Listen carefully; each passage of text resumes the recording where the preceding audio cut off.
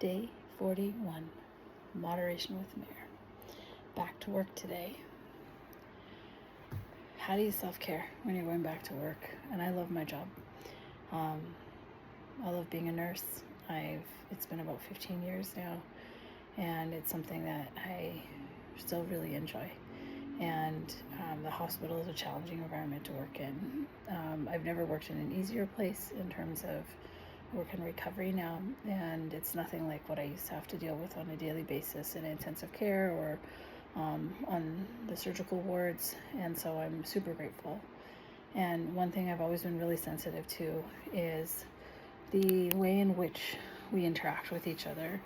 It can be often an environment of frustration, right? Or an environment of expressing frustration, or it can be naturally very extractive.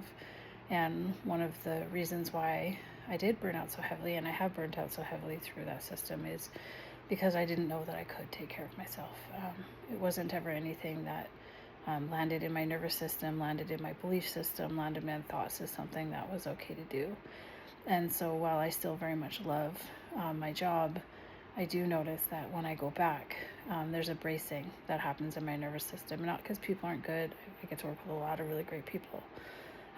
But there's a culture of sometimes venting, of sometimes frustration, of sometimes not really taking ownership of our tone or the way in which we're expressing that frustration or fatigue or sadness or fear, or essentially all of like the emotional intelligence that comes up from working in an environment of pain, right? An environment where people are scared and they are vulnerable. And part of my unlearning, and especially in a self-love way, is to acknowledge how much energy it does take to go into those spaces.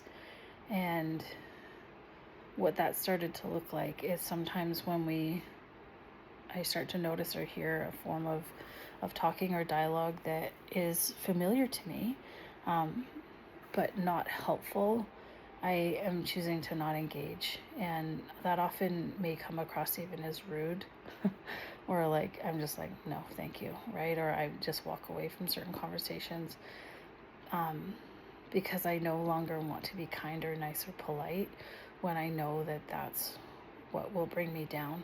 And it has nothing to do with ill intentions. It has nothing to do with people trying to hurt or harm me, but it is harming me and my sensitivity.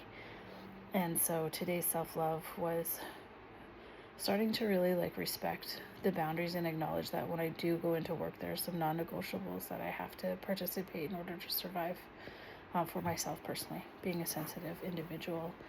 And that often looks like just disengaging a little bit and maybe not participating in the conversations or like polite narratives that I was taught to, and instead just taking a bit of space, not rudely, not unkindly, but just with like clarity of that's what I need.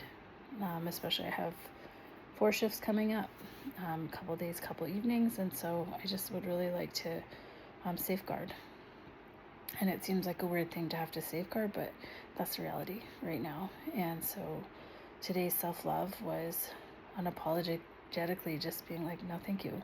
I don't want to talk like this. I care about you and I'm interested in what you have to say, but I cannot engage with you on this level. And it's not the worst. I'm not gonna lie. First, once I get over the shame spiral, I'm fine. And I think it gives permission to people to do the same. Day 41. Let's go. Moderation with